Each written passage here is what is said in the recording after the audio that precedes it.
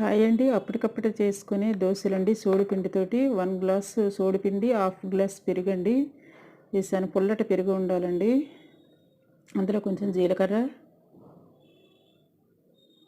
కొంచెం వెల్లుల్లి అండి మెత్తగా, అల్లం అండి మెత్తగా దంచుకున్నాను, పచ్చిమిర్చి, 1 స్పూన్ కారం పొడి అండి,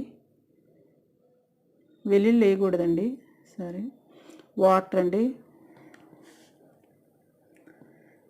2 ఆనియన్స్ తీసుకున్నాను. ఆనియన్స్ చిన్న చిక్కగా తరుక్కొని, మనం సాల్ట్ కూడా కొంచెం వేసాను.